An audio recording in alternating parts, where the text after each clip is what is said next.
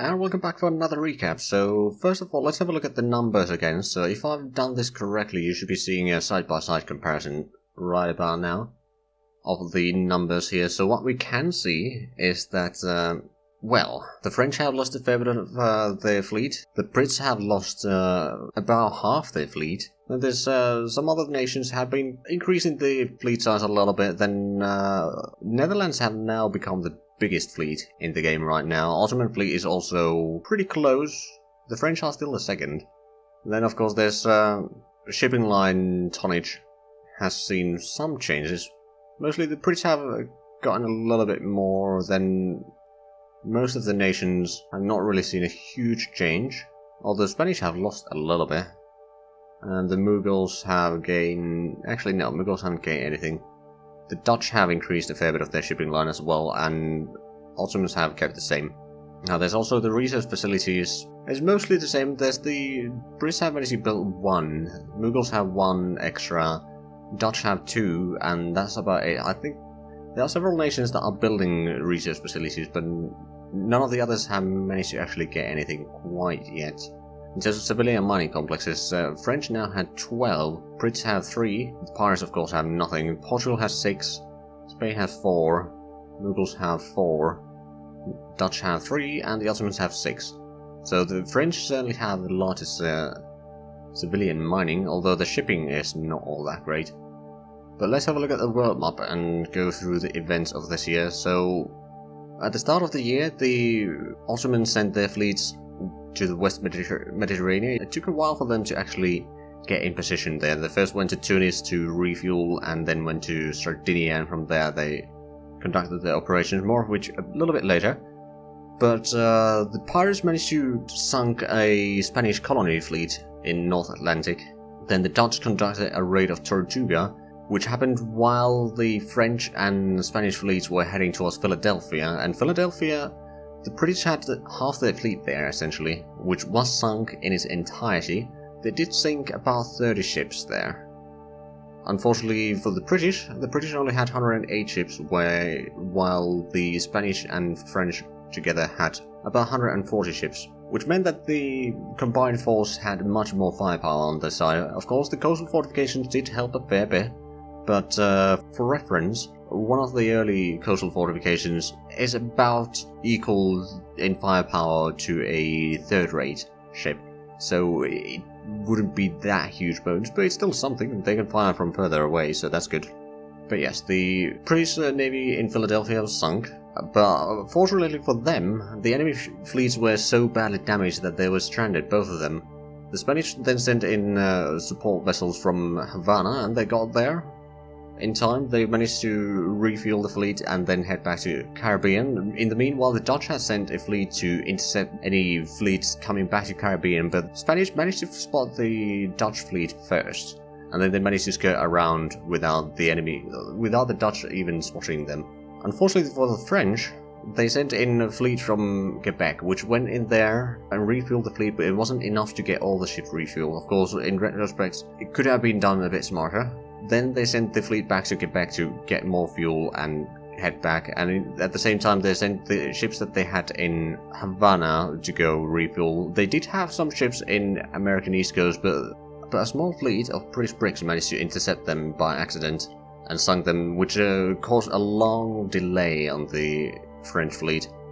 The Dutch managed to spot the French support vessels coming from Havana, and then at first contemplated on sinking them, but then decided that they were probably heading towards the fleet that took part in the raid of Philadelphia, so they decided to shadow the fleet, and indeed they did then find the French fleet there. They sprung a trap for the French there, and provoked the French fleet, majority of the French fleet that was left there, which was 88 ships. Out of those, 15 were left behind to refuel and protect the support vessels, while the rest of the fleet went after the Dutch brigs, because the Dutch use some brigs to get in close. Brigs are a bit harder to spot, so they can get a little bit closer without getting spotted, and they kept their speed low enough so that the French would be able to keep up for the most part. Especially with some trickery and maneuvering, the French managed to stay relatively close but far enough so that they wouldn't be able to fire upon the brigs. And at the same time, the majority of the Dutch fleet was then going to strike the enemy from behind. Unfortunately for the Dutch, the French did spot the main fleet approaching from far enough so that they would be able to link back up with the ships left to protect the support vessels. Of course, a battle ensued, and since the Dutch had higher speed, the French decided to move in head-on with their higher numbers and firepower to overwhelm the Dutch. And for the most part, it did work. They did cause a lot of damage on the Dutch, but at the same time, since the armors were so damaged on the French ships, that they lost 21 ships and another 27 were demustered one way or another. Some were stranded completely, some were slowed down significantly. So all in all, that was 48 ships of the 88 that got very heavily damaged, and the rest of the ships, for the most part, did get pretty heavy damage as well. The heavier French ships did manage to survive without any internal damage, but they lost a huge amount of frigates. But in the end, the Dutch did decide to pull back after losing one of their ships, and a few of the ships got slowed down a little bit. The one that got sunk was the only one that got completely stranded, and at that point they decided that sacrificing one ship for the 20 ships sunk from the enemy was worth it, and then they had to head back towards Curacao. They're still currently in American East Coast, but they will be heading south towards Curacao soon enough. The French fleet then managed to get to Quebec to start repairs, but that is going to take a long while. And in the Mediterranean, the Ottoman fleet decided to conduct 2 raids simultaneously, one in Toulon and one in Barcelona, and then they brought in troops to allegedly for peacekeeping mission in Rome, but that was a bit of a failure. And at the same time, they were keeping an eye on Gibraltar in case there would be any fleets trying to escape Mediterranean or get in there to support. But all in all, there were a lot of battles this year, so make sure to check out especially the French perspective and probably the British and Dutch and Spanish, because those were the main participants. And of course, there's also the Ottoman side for raiding. They didn't sink any ships, unfortunately, for them, but they did destroy the shipyards in both Toulon and Barcelona and the coastal defenses, so that was pretty good. They did also then kind of bombard Rome to smithereens after their failed operation there. But at this point, the Mughal Empire is the only nation that has not officially taken part in the war yet, although Ottomans are more a co-belligerent instead of an ally right now. It will be interesting to see how things evolve. Now, in terms of colonies and such, Portuguese have been expanding in Brazil, and Mughals have been expanding in Bengal. And both of those are having pretty decent colonies. The French are expanding a little bit in the Gulf of St. Lawrence, but not a huge amount. That's mostly civilian mining colony being colonized by shipping lines. A lot of nations have now gotten the better sails and such, so the speeds on the ships are starting to increase. Few of the nations already have started building ships with the new sails, and then there's few nations that are still trying to get the better sailing technology, or are getting the upgraded masts and such.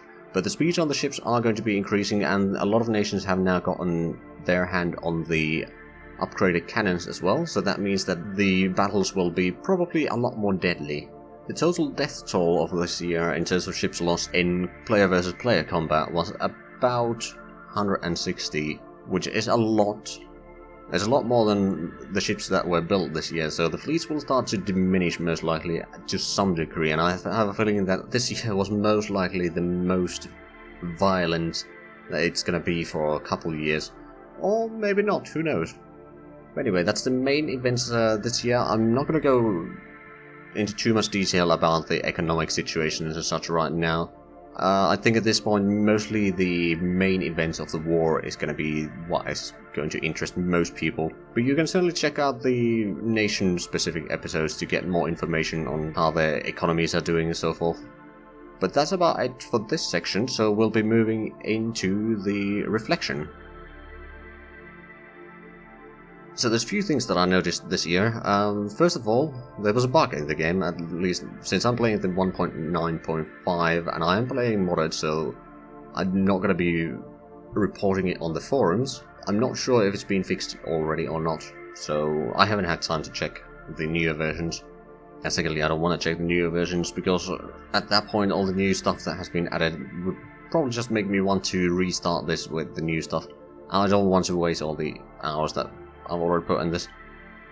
But anyway, there was a bug that if you attack a shipyard that is building a ship, every player's shipyard stopped producing their ships. That happened twice this year. It was first on the Tortuga raid and then again on the Philadelphia raid. So at the Ottoman raid I decided to just, once they destroyed the coastal fortifications or the surface to orbit weaponries, then I just deleted the shipyards manually just so that it doesn't bug out again, because losing that much progress on the shipbuildings was a bit annoying, but it was the same for every nation more or less, so it's fine. But yeah, I'm gonna be doing that in the future as well. The time it took to go through this war was quite significant. I'm not entirely sure how much footage I already have while recording this, but it's probably somewhere north of 20 hours.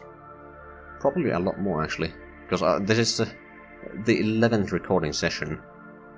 So yeah, I have a lot of footage that I need to go through, and that's one of the reasons why these episodes have been delayed quite a bit, and probably the next ones will be delayed a fair bit as well, but I don't think there's going to be quite as much combat next year, because a lot of the bigger fleets are currently in repairs. But even though there's been delays, I still want to assure you that I'm not going to end this series until either the players decide that they don't want to play anymore, or something breaks completely, or something like that. So I will keep on working on this, of course, but some patience is going to be in order. Now for the combats, especially the larger combats, I did use the in-game auto target beam fire controls, which made my life a lot easier, but I did have to take essentially the chaser guns out of the fire controls for the most part, just so that they wouldn't be firing both chasers and broadsides, because that wouldn't really make sense in a combat. And what I think I'll probably go towards is I'll ignore the chaser guns from the ship designs from now on and just put in 2 sets of broadsides, which is probably going to be, first of all, a bit more realistic, and secondly, much easier to manage, all in all. So that's probably something that's going to happen. And then, of course, especially the land combat in Rome, I did realize some of my mistakes there, which is why, for example, Mughal Empire now has learned from those mistakes already, since although it was the Ottoman army that had the problems, I think that they would share such knowledge with their allies. So slowly but surely the ground unit formations will get improved on pretty much for every nation, most likely. There hasn't been a huge amount of ground combat still, but there probably will be, especially now that a lot of port defenses have been destroyed all over the place. But that's about it for this actually, so thank you all for watching, and until next time, bye bye.